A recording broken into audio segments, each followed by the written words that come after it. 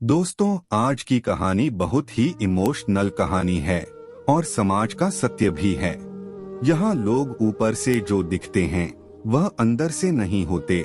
जो माँ बाप अपने 4-5 बच्चों को बिना किसी शिकायत के बड़ी आसानी से पाल पोस कर बड़ा कर देते हैं, बुढ़ापा आने पर वही 4 बच्चे मिलकर भी अपने माँ बाप को नहीं संभाल पाते या संभालना ही नहीं चाहते। दोस्तों, वीडियो को लाइक, चैनल को सब्सक्राइब जरूर कीजिए। कमेंट करके बताएं आपको यह वीडियो कैसी लगी।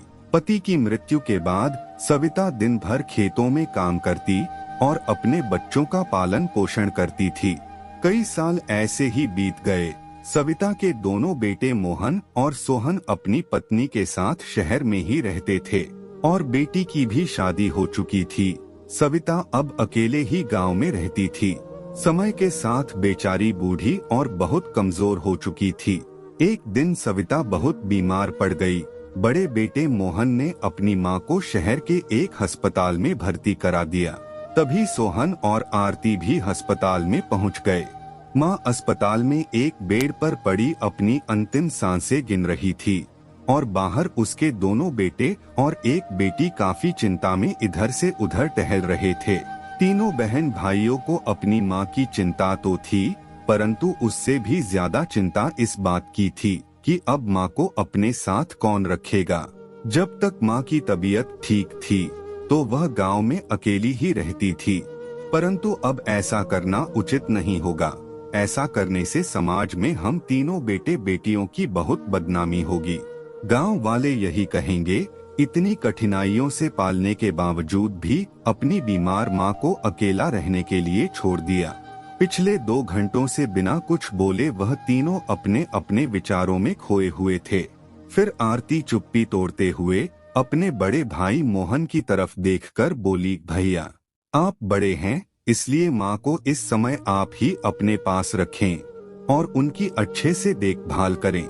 छोटी बहन आरती की बात सुनकर मोहन कुछ सोचने लगा और फिर कुछ देर बाद बोला, आरती, मैं इस बात से बिल्कुल इनकार नहीं कर रहा हूँ कि बड़ा होने के नाते माँ की देखभाल करना मेरा फर्ज नहीं है, लेकिन तुम तो जानती ही हो कि मैं और तुम्हारी भाभी दोनों ही एक फैक्ट्री में नौकरी करते हैं और ऐसी स्थिति में माँ के साथ किसी न किसी को हर समय होना चाहिए, जो हमारे लिए बहुत मुश्किल है। फिर आरती बोली, तो फिर माँ को सोहन भैया के यहाँ रखा जाए।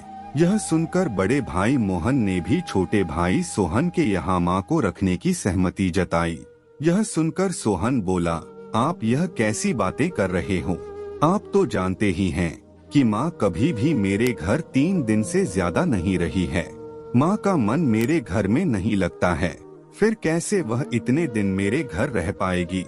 सोहन ने तो सारा दोष अपनी माँ का ही बता दिया। इतने में बड़ा भाई मोहन बोला, आरती, तुम तो पूरा दिन घर पर ही रहती हो, माँ को तुम ही अपने साथ क्यों नहीं रख लेती? पैसों की चिंता मत करना, जो भी खर्चा आएगा मैं तुम्हें दे दूंगा। आरती बोली, भैया, माँ ने हमें बहुत कठिनाइयों से पाला है और माँ से मैं बहुत प्यार करती हूँ, लेकिन भैया, आप तो जानते ही हैं कि मेरे ससुराल वाले कैसे हैं। कोई मेरी माँ और मेरे भाइयों को मेरे ही सामने भला बुरा कहे, मैं यह बिल्कुल बर्दाश्त नहीं कर पाऊंगी।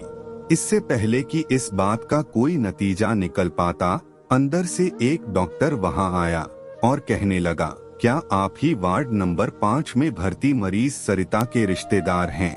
सभी घबरा गए। मोहन बोला, जी हाँ, वो हमारी माँ हैं। डॉक्टर ने उनसे हाथ जोड़ते हुए बड़ी विनम्रता से कहा, आपकी माताजी अब इस दुनिया में नहीं रही।